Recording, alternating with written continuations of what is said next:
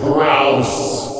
Now, did you hear about the new predictable laugh-free rom-com from Hugh Grant and Sarah Jessica Parker? It's called Did You Hear About the Morgans, and it's the latest entry in a new genre of films that I like to call the seatbelt movie. They are films that are so unappealing, so without merit, that I think theater seats should come equipped with a restraining device to keep audiences from walking out and demanding their money back. Grant and Parker are Paul and Meryl Morgan, Manhattanites with money, uptight assistants played by Elizabeth Moss and Jesse Liebman, and a bad marriage. 3 months previous, he cheated, they separated, and since then he's been desperately trying to win her back.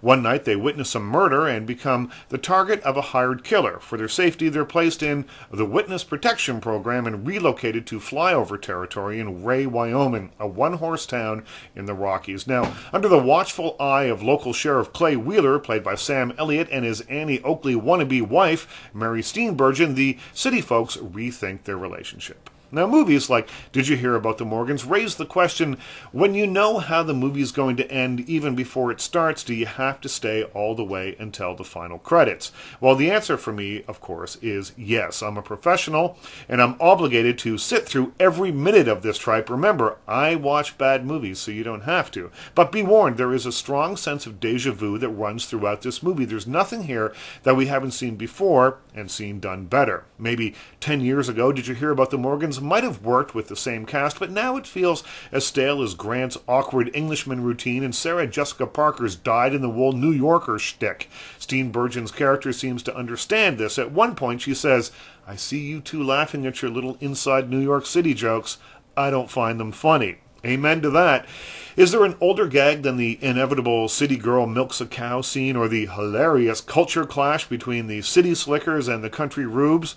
Do you hunt? Only for bargains.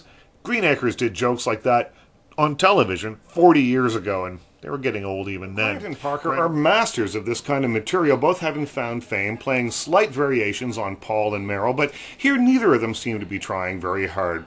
Elliott and Steenburgen fare a little bit better than the leads, and Wilfred Brimley is perfectly cast as a cranky Republican cafe owner, but poor Elizabeth Moss, so good on Mad Men, so absolutely wasted here in a thankless role. Despite the legacy of its stars, Did You Hear About the Morgans is nothing more than a really, and I mean really, pale imitation of their best work.